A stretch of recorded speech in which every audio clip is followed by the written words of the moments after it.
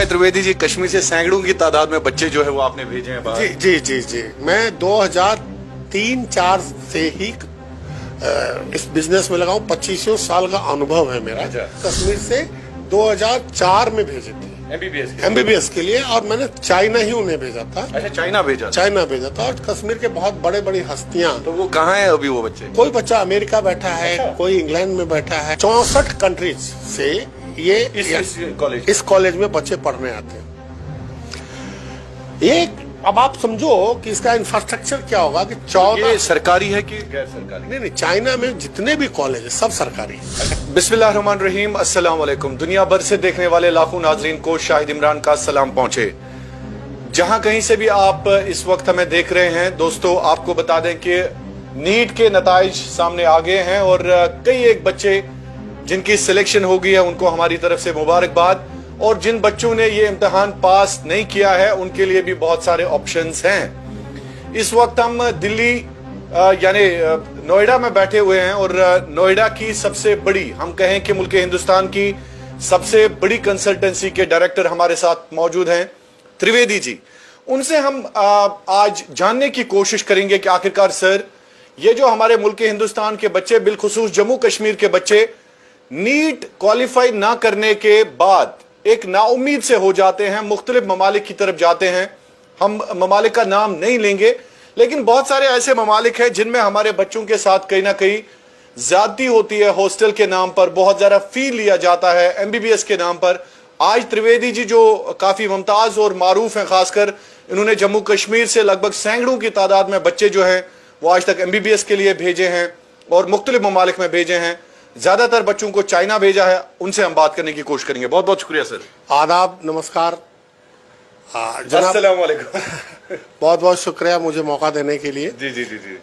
देखिए, ये जो मेडिकल स्टडीज है, ये पहले हमें समझना होगा कि अगर हमारा बुनियाद सही नहीं होगा तो फिर हमारे घर सही नहीं बनेगा। हाँ, तो हमारा घर सही नहीं बनेगा।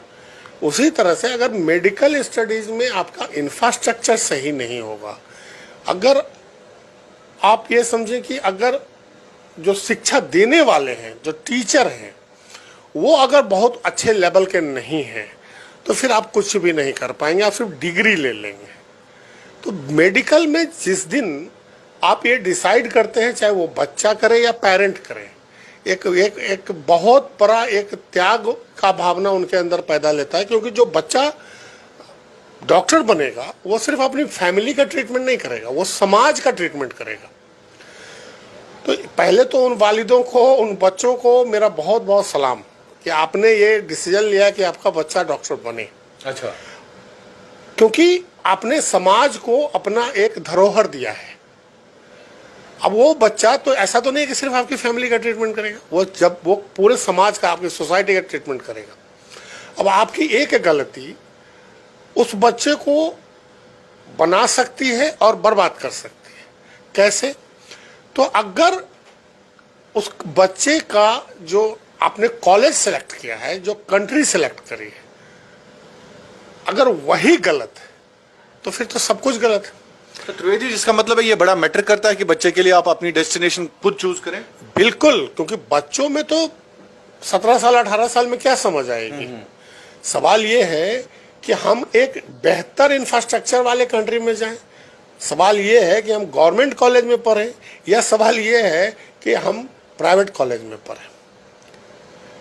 कहीं का भी, दुनिया के किसी भी मुल्क का कोई भी प्राइवेट मेडिकल कॉलेज हो, या वो इंडिया का ही क्यों ना हो, तो वो अपने लिए, प्राइवेट कोई भी संस्था अपने लिए कमाती है। उसे बेहतरी का कोई उम्मीद मत कीजिए। उनके पास तो अपने कमाने के, जैसे हम अपनी दुकान खोलते हैं तो हम अपने प्रॉफिट के लिए खोलते हैं, चाहते हैं मुनाफा ज्यादा है। मुनाफा ज्यादा है। हम ये तो नहीं सोचते ना कि सोसाइटी में हम दान कर दें अपना, जबकि गवर्नमेंट कहीं की भी हो वो वेलफेयर के लिए काम करती है, वो सोसाइटी के लिए काम करती है। तो पहले तो हमें ये समझना जरूरी है कि हम अपना डेस्टिनेशन कैसे तय करें और हम कहाँ जाएं। आज मैंने कश्मीर में, मैं बहुत दिनों से, तो हमने सुना है त्रिवेदी जी, कश्मीर से सैकड़ों की तादाद में बच्चे जो है वो आपने भेजे हैं बाहर। जी जी जी जी, मैं 2003-4 से ही इस बिजनेस में लगा हूँ, 25 साल का अनुभव है मेरा। अच्छा। और पहला बैच जहां तक मुझे याद आता है, मैंने कश्मीर से 2004 में भेजे थे एमबीबीएस के लिए, और मैंने चाइना ही उन्हें भेजा था। अच्छा, चाइना भेजा था। चाइना भेजा था। और कश्मीर के बहुत बड़े बड़ी हस्तियां, तो वो कहाँ है अभी वो बच्चे? कोई बच्चा अमेरिका बैठा है, अच्छा। कोई इंग्लैंड में बैठा है। उनकी तो मतलब लाइफ ही बदल गई। और आज भी उनके वालिदान हमारे साथ संपर्क में हैं, और वो हम शुक्रिया करते हैं कि साहब आपने तो हमारी फैमिली ही बदल दी। अच्छा, वो पेरेंट्स भी अमेरिका जाते हैं? बिल्कुल, अपने बच्चों से मिलने जाते हैं, क्यों नहीं जाएंगे। अच्छा, वो बिल्कुल जाते हैं। अब खुशी आपने महसूस की उनके चेहरों पर? अरे क्या बात करते हैं जनाब। अब मैं एक छोटा सा आपको उदाहरण दूंगा। मैं 2012-13 में मैं कश्मीर गया था अपनी फैमिली के साथ घूमने। मेरा वहाँ एक मित्र है, वो कॉलेज में लेक्चरर है, तो वो उनको पता था कि मैं आ रहा हूँ। मैं कोई प्रोफेशनली मैं नहीं गया था, मैं ऐसे ही फैमिली के साथ फैमिली टूर पे गया था। बच्चे थे साथ में, सब थे। मैंने अपने किसी कंसल्टेंट बिरादरी को नहीं बताया था कि मैं आ रहा हूँ, लेकिन वो मेरे बहुत अजीज दोस्त हैं, तो उनको मैंने होटल बुकिंग के लिए मैंने उनको रिक्वेस्ट किया था, तो वो जानते थे कि मैं अपनी फैमिली के साथ आ रहा हूँ। मैंने इसलिए छुपाया था कि अनावश्यक भीड़ हो जाएगी, बहुत सारे लोग आ जाएंगे, तो मिलने के लिए बहुत सारे लोग आए तो फैमिली को परेशानी हो सकती। लेकिन वो जो मेरे मित्र हैं, उनके एक मित्र हैं जो वहाँ कश्मीर यूनिवर्सिटी में प्रोफेसर थे। उन्होंने उनको बता दिया कि मैं आ रहा हूँ, और वो सुबह की चाय के वक्त वो आ गए अपने मित्र को लिए हुए। अब उनके फ्रेंड जो थे वो भी प्रोफेसर हैं, तो वो आने के बाद उन्होंने मुझसे दुआ सलाम करी, और फिर उन्होंने बताया कि आपका इतना एक्सपीरियंस है इंडिया में, पूरे इंडिया में आपके नेटवर्क हैं, पूरी दुनिया में आपका एक नाम है, तो आप मुझे सजेस्ट करें कि मुझे क्या करना चाहिए अपने बच्चों के लिए, क्योंकि मैंने तो बांग्लादेश में एडमिशन करवा दिया है। अच्छा, करवा दिया है। $5000 उन्होंने एडवांस भी भेज दिया था। मैंने बोला जनाब आपने करवा ही लिया तो क्या सोचा है, फिर तो अच्छा ही होगा, आपने अच्छा सोचा होगा। तो नहीं, मैं आपका एक्सपीरियंस, मैं आपका नजरिया जानना चाहता हूँ, क्योंकि मैं वरीड हूँ अपने बच्चों के लिए, के करियर के लिए। मैंने बोला सर आप एक चीज़ बताइए कि आपने कुछ तो सोचा होगा, क्या सोच के आपने बांग्लादेश में एडमिशन करवाया? अजी यहाँ जो कंसल्टेंट है वो कहते हैं, बाकी के जो लोग हैं उन्होंने भी कहते हैं कि हमारा मजहब है वहाँ। अच्छा। मुझे बड़ा आश्चर्य हुआ कि इतने लर्निड आदमी और ये बात कर रहे हैं। आप बांग्लादेश इसलिए जा रहे हैं कि वहाँ आपका मजहब है, तो मजहब तो दिल में होता है। बिल्कुल। आप डॉक्टर के लिए पेशेंट होता है, पेशेंट होता है। आप बच्चे को समाज को डोनेट करना चाहते हो, तो उसका इंफ्रास्ट्रक्चर क्या होगा? आप ये जो छोटी छोटी जितनी भी कंट्री है, मैं कंट्रियों का नाम नहीं लेना चाहता, जितनी भी छोटी छोटी कंट्रियां हमारे इर्द गिर्द हैं, वहाँ पे सस्ते एजुकेशन के नाम पर जो पेरेंट्स को गुमराह किया जाता है। आपको लगता है धोखा किया जाता है? ये बहुत ज्यादा धोखा ही नहीं, बहुत ज्यादा ये तो गुमराह करके धोखा है। अब ये जो एजेंट्स हैं, इनका क्या है, इन्हें कमीशन चाहिए, ज्यादा से ज्यादा कमीशन चाहिए। और ये कहीं भी आपका एडमिशन करने का वही सलाह देंगे कि वहाँ वो अच्छा है, ये ऐसा है, वो वैसा है। पेरेंट भोले भाले, उन्हें समझ में नहीं आता, और पेरेंट कंफ्यूज भी होता है सर, क्योंकि पेरेंट के पास ऑप्शंस नहीं होते। और वो चूंकि गाँव में रहते हैं, इतना ज्यादा वो एक्सपोजर लेवल, बाकी चीजें हैं, there are so many things. तो उनके पास वाला आदमी है, वो उनको बताता है कि ये अच्छा है, तो वो उस पर ट्रस्ट कर लेते हैं। तो सर जहां तक आप कह रहे हैं, चाइना क्योंकि एक डेवलप्ड कंट्री है, बहुत बड़ी कंट्री है, चाइना एक डेवलप्ड कंट्री नहीं, आज अमेरिका से भी आगे निकल चुका है। हाँ, in terms of infrastructure, in terms of everything. आज एक छोटा सा मैं उदाहरण देता हूँ आपको। इंडिया में ही जितने मेडिकल इक्विपमेंट्स आ रहे हैं, कहाँ से आ रहे हैं? चाइना से। चाहे वो निडल हो या कोई भी मशीन हो, इसका मतलब मेडिकली भी बहुत साउंड है, बहुत ज्यादा आगे निकल चुका। आज आपको ताज्जुब होगा जान के कि जिस कॉलेज को मैं रिप्रेजेंट कर रहा हूँ 2003 से, उसका नाम है Tianjin medical university. Tianjin medical university, America से भी बच्चे आ रहे हैं यहाँ पढ़ने। अच्छा, अमेरिका से? जी, 64 कंट्रीज से ये इस कॉलेज में बच्चे पढ़ने आते हैं। ये अब आप समझो कि इसका इंफ्रास्ट्रक्चर क्या होगा कि 14 ये सरकारी है कि गैर सरकारी? नहीं, चाइना में जितने भी कॉलेज है सब सरकारी है। अच्छा, सरकारी है। प्राइवेट कुछ है ही नहीं। अच्छा, बिल्कुल भी नहीं। बिल्कुल भी नहीं। चाइना में आप देखेंगे कि तो जो फिर लिमिटेड सीट्स भी होंगी ना सर? बहुत ही लिमिटेड सीटें हैं, बहुत ही कम सीटें हैं। चाइना में आप देखेंगे कि तो जम्मू कश्मीर के बच्चों को मौका मिलेगा वहां पे? नहीं, कुछ तो जरूर करेंगे उनके लिए। तो उसके लिए क्या स्कॉलरशिप या कुछ? देखिए, बहुत सारे स्कॉलरशिप है ना। ये बच्चों को आगे बढ़ाने के लिए हमने भी अपने मैनेजमेंट से बात करी है, यूनिवर्सिटी मैनेजमेंट से बात करी है, खास करके जम्मू कश्मीर के लिए, तो खास करके, और वहाँ भी बेटियों के लिए। अच्छा। हम चाहते हैं हमारी बेटियां आगे हैं। अच्छा।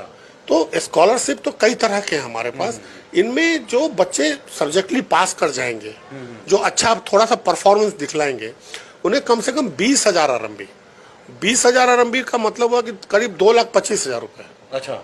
उन्हें स्कॉलरशिप लेना बहुत आसानी है। पिछले साल 2023 में 20 बच्चों को हमने दिलवाया। ये अब मैं भी आज 2003 से अभी तक उस यूनिवर्सिटी को इंडिया रिप्रेजेंट कर रहा हूँ।